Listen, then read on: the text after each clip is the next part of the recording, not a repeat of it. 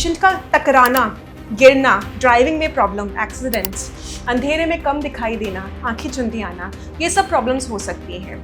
ये उस तरह के ग्लोकोमा में है जो साइलेंटली अफेक्ट कर रहे हैं, पर कुछ ग्लोकोमा एक्यूट प्रेजेंट करते हैं और पेशेंट को अचानक दबाव की शिकायत होती है। इसकी वजह से उसको सिर में दर्द होना, उल्टी, आंखें चुंधी आना, आंखों में इडिमा आ जाना, ये सब प्रॉब्लम्स हो सकते हैं। बट वो बहुत कम परसेंटेज पेशेंट्स होते हैं, 10 to 20%, जिसमें एक्यूट राइज इन प्रेशर होता है।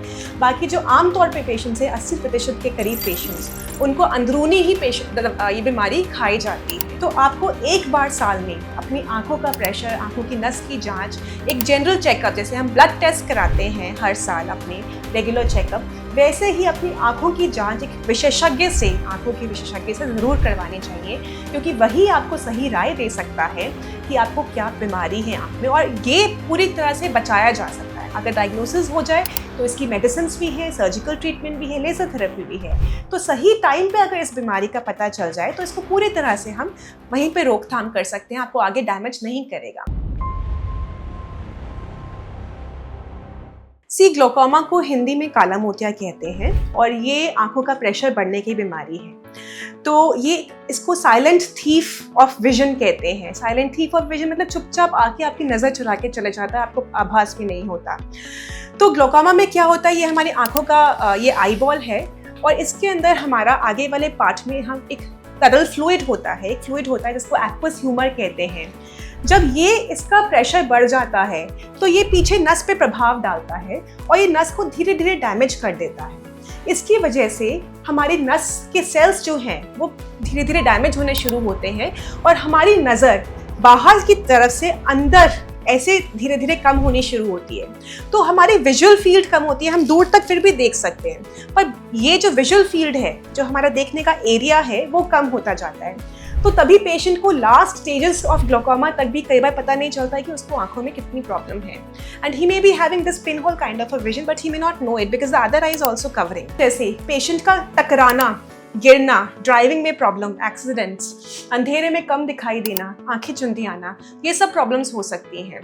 ये उस तरह के ग्लोकोमा में है जो साइलेंटली अफेक्ट कर रहे हैं, पर कुछ ग्लोकोमा एक्यूट प्रेजेंट करते हैं और पेशेंट को अचानक दबाव की शिकायत होती है। इसकी वजह से उसको सिर में दर्द होना, उल्टी, आंखें चुंधी आना, आंखों में इडिमा आ जाना, ये सब प्रॉब्लम्स हो सकते हैं। बट वो बहुत कम परसेंटेज पेशेंट्स होते हैं, 10 to 20%, जिसमें एक्यूट राइज इन प्रेशर होता है। बाकी जो आमतौर पे पेशेंट्स हैं, 80% के करीब पेशेंट्स, उनको अंदरूनी ही ये बीमारी खाई जाती है। इसकी वजह से जो गाइडलाइंस हैं उसमें है कि 40 साल से अगर आपकी अधिक उम्र है, आयु है, तो आपको एक बार साल में अपनी आंखों का प्रेशर, आंखों की नस की जांच, एक जनरल चेकअप, जैसे हम ब्लड टेस्ट कराते हैं हर साल अपने रेगुलर चेकअप, वैसे ही अपनी आंखों की जांच एक विशेषज्ञ से, आंखों के विशेषज्ञ से ज़रूर करवानी चाहिए, क्योंकि वही आपको सही राय दे सकता है कि आपको क्या बीमारी है आंख में, और ये पूरी तरह से बचाया जा सकता है। अगर डायग्नोसिस हो जाए तो इसकी मेडिसिन्स भी है, सर्जिकल ट्रीटमेंट भी है, लेज़र थेरेपी भी है। तो सही टाइम पे अगर इस बीमारी का पता चल जाए तो इसको पूरी तरह से हम वहीं पे रोकथाम कर सकते हैं, आपको आगे डैमेज नहीं करेगा। पर अगर पता ही नहीं चल पाए तो कोई डॉक्टर आपकी मदद नहीं कर सकता।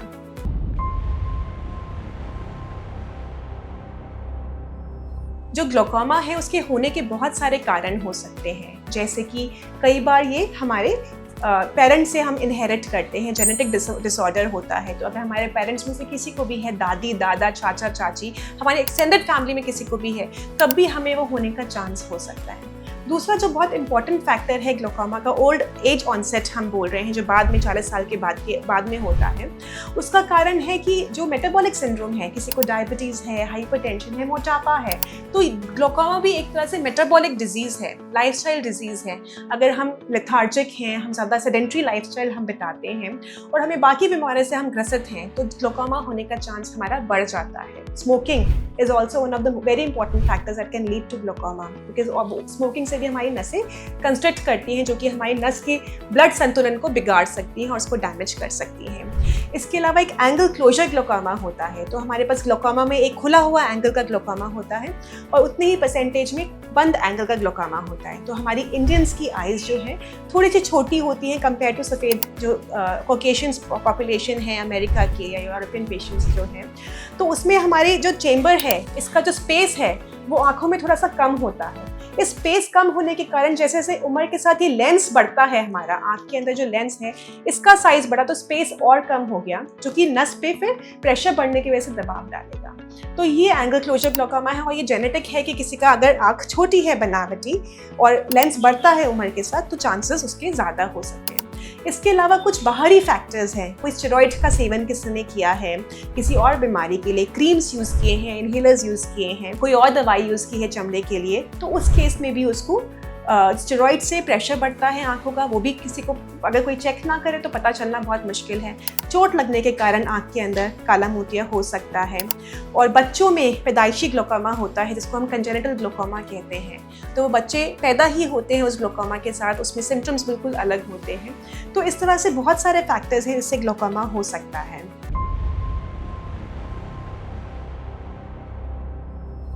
जो दूसरे तरह का ग्लोकोमा है जो थोड़ा लाइफस्टाइल से है, अगर हम उसको फिट करेंगे अपने आप को तो हमने देखा है डायबिटीज़ भी रिवर्स हो जाती है, ओबेसिटी अगर हम रिवर्स करें, हाइपरटेंशन भी रिवर्स हो सकता है। तो ये बीमारियां ऐसी हैं, अभी एक स्टडी आई है कि मेडिटेशन, सांस का जो आना जाना है उस पर अगर हम कंट्रोल करें तो उससे भी स्ट्रेस लेवल कम होके जो ब्लड में कॉर्टिसोल लेवल्स हैं उसकी कमी के कारण वो जैसे ही ड्रॉप करते हैं आपके ग्लोकोमा में प्रेशर गिर सकता है। ये अभी एक स्टडी हमने पब्लिश की है। तो ये सब फैक्टर्स हैं कि अगर हम मेडिटेशन करें, वॉक करें नियमित रूप से, हमारा वज़न कंट्रोल रखें, स्मोकिंग वगैरह ना करें, धूल धुएं से दूर रहें, तो ये सब चीज़ों से हम कुछ अंतर ला सकते हैं ग्लोकोमा में। पर फिर भी अगर आपको एक बार डायग्नोज हो जाए तो ये बहुत बहुत ज़रूरी है, एक तरह से मैंडेटरी है कि आपको अपने विशेषज्ञ से मिलना ही है रेगुलर तौर पे। आप सोचें कि मैं ये सब कर रहा हूँ, मेरा ग्लोकोमा ठीक रहेगा, वो नहीं हो सकता, क्योंकि जेनेटिक्स भी है, जेनेटिक्स भी इन्वॉल्व है, इसमें मल्टी फैक्टर्स इन्वॉल्व है, सिर्फ एक लाइफस्टाइल इन्वॉल्व नहीं है। कुछ कमी आ सकती है प्रेशर में, पर पूरी तरह से ठीक हो जाए इसकी गारंटी कुछ भी नहीं है। तो उसके लिए आपको नियमित अपने विशेषज्ञ से मिलना है, दवाइयाँ नियमित रूप से लेनी ही है, और जब जैसे डॉक्टर सलाह करे, सर्जरी करवानी है, मेडिसिन चेंज करनी है, वैसे वैसे आपको ज़रूर करना है, तभी इस पर लगाम लगाई जा सकती है।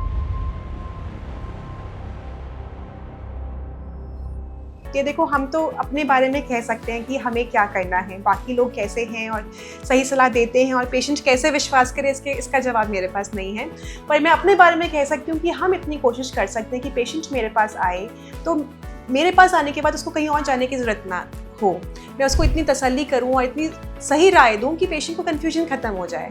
वही एक अच्छा डॉक्टर है। और बाकी लोग कैसे करें, उनके विश्वास करें ना करें, ये तो अब भगवान की मर्जी पे छोड़ सकते हैं। पर हम अपनी फैमिली में कभी कुछ ऐसा होता है, डॉक्टर की ज़रूरत पड़ती है, तो हम कोशिश करते हैं कि we mediate through a well-known person who we can connect to directly and we can get a good advice.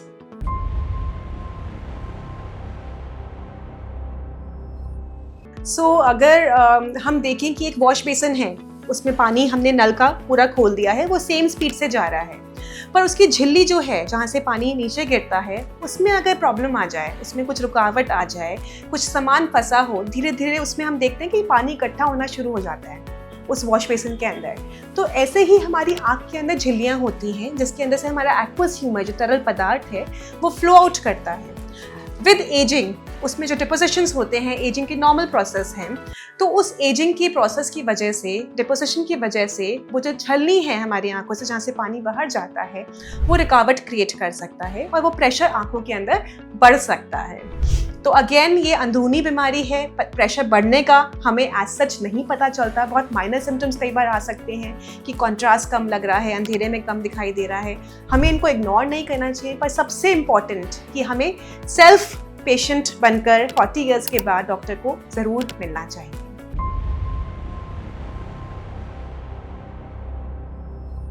एक आंखों की बीमारी है कैटरैक्ट, जिसको हम सफ़ेद मोतियाबिंद कहते हैं, और एक ग्लोकोमा है जिसको हम काला मोतियाबिंद कहते हैं।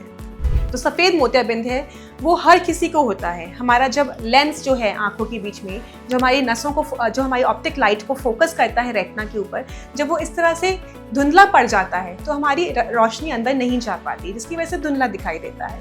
तो इसको निकाल कर हम एक इंट्राऑक्यूलर लेंस डाल देते हैं आंखों के अंदर, जिससे कि लाइट फिर से पास हो जाती है। ये एक एजिंग प्रोसेस है, बीमारी नहीं है, और ऑलमोस्ट सबको ज़रूरत पड़ती है इस प्रोसीजर की। पर जो ग्लोकोमा है उसमें आंखों का प्रेशर बढ़ रहा है और वो झिल्ली में डिपोजिशन होने की वजह से या फिर जगह कम होने की वजह से एंगल क्लोजर ग्लोकोमा में उसकी वजह से हो रहा है। इसलिए से अगर हम कैटरेक्ट सर्जरी करें तो कैटरेक्ट सर्जरी करने के बाद जब हम जगह बना रहे हैं, ये मोटा लेंस की जगह हम ये पतला लेंस डाल रहे हैं आर्टिफिशियल, तो जगह बढ़ रही है आँख में। तो कुछ पेशेंट्स ऐसे हैं जो एंगल क्लोजर ग्लोकोमा हम कहते हैं जिनको फ़ायदा हो सकता है। जब हम मोटे लेंस की जगह जो हमारा नॉर्मल लेंस है उसकी जगह हम इंट्राऑक्यूलर लेंस लगा रहे हैं जो पतला है, जगह हमने बहुत ज़्यादा क्रिएट कर दी। यहाँ पर जो हमारी ये जगह है आंखों के बीच में, हमने यहाँ पे पतला लेंस लगा दिया तो ये आगे की जगह हमारी बढ़ गई।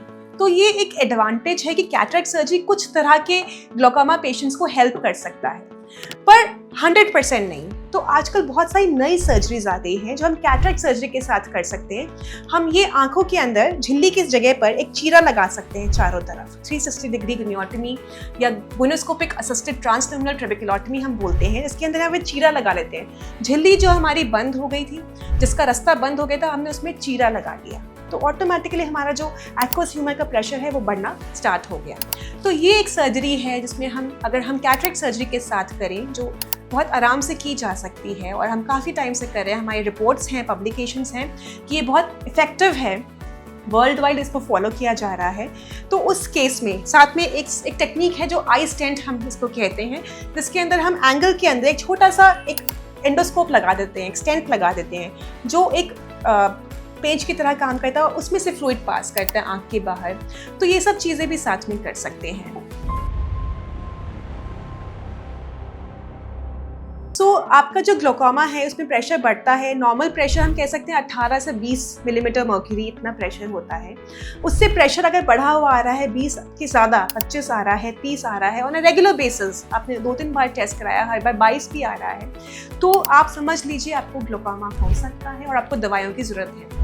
हमारे पास 5 से 6 ऐसी दवाइयाँ हैं जो आपकी प्रेशर कम करने में, जो हम एक एक करके स्टार्ट करते हैं। पहले एक दवाई दी, एक बार डालने की या फिर 2 बार डालने की, और उससे प्रेशर कंट्रोल नहीं हुआ, आप दोबारा विजिट करेंगे अपने डॉक्टर के पास, उन्होंने एक और ड्रॉप स्टार्ट की। ऐसे करके हम मेडिसिन की बहुत बड़ी आर्मामेंटेरियम है हमारे पास और पेशेंट का प्रेशर हम कंट्रोल कर सकते हैं। पर कुछ सिचुएशंस ऐसी हैं जहाँ पे मेडिसिन काम नहीं करती।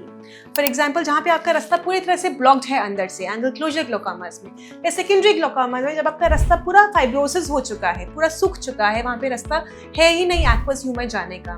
कुछ मेडिसिन प्रेशर को कम करने के लिए फ्लूइड सेक्रीशन भी कम करवाती है, बट वो हमेशा इफेक्टिव नहीं हो पाती अगर हमारा रास्ता बाहर का जाने का बंद है।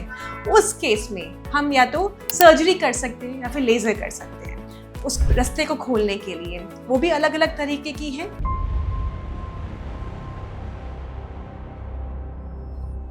हम कई बार देखते हैं कि जो ग्लोकोमा है वो बहुत सीनियर सिटीजन्स को होता है, वो पहले ही बहुत ओल्ड एज है उनकी और कई बार अकेले रहते हैं। दवाइयाँ डालना उनके लिए बहुत एक बर्डन है कि सही समय पे दवाइयाँ डालना, भूल भी जाते हैं।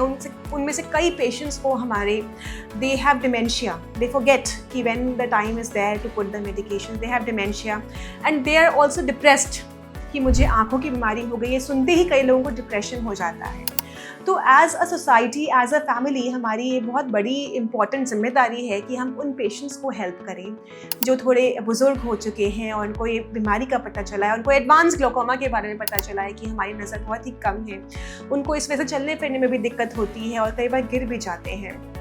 तो बहुत इम्पॉर्टेंट है कि एक केयर गिवर हो या घर का ही कोई फैमिली मेम्बर हो जो अपना शेड्यूल फिक्स कर ले, अलार्म लगा ले कि इस समय ड्रॉप डालनी है, क्योंकि कई बार ड्रॉप भी पेशेंट डालता है तो वो आंखों से बाहर निकल जाती है और पेशेंट को पता नहीं चलता। तो ये भी हम ट्रेन करते हैं पेशेंट्स को कि जो स्पेशली जिनको हैंड आई कोऑर्डिनेशन की भी प्रॉब्लम है डिमेंशिया की वजह से, या हाथों में रूमेटॉइड आर्थराइटिस है, तो वो डाल ही नहीं पाते ड्रॉप्स।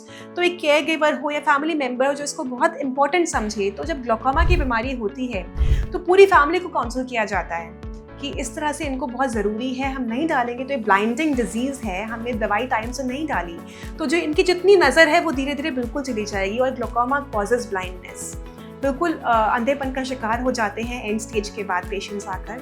तो पूरी फैमिली का इसमें रोल है, डॉक्टर्स का रोल है कॉन्स्टेंटली उनको कंप्लायंस के बारे में समझाना, अलार्म क्लॉक लगाकर ड्रॉप डालने का सही तरीका बताना। और कोई साथ में नहीं है तो ऐसे केसेस में या फिर एलर्जी है मेडिसिन से या फाइनेंशियल इश्यूज़ हैं, क्योंकि दवाएं कई बार कुछ महंगा पड़ती हैं, कई बार 2-3 हज़ार रुपये भी पर महीने का खर्चा हो सकता है इसके कारण, तो हम जल्दी सर्जरी करते हैं उस केस में। सर्जरी में भी बहुत सारी टेक्निक्स अवेलेबल हैं जो पेशेंट की इंडिविजुअलाइज करते हैं।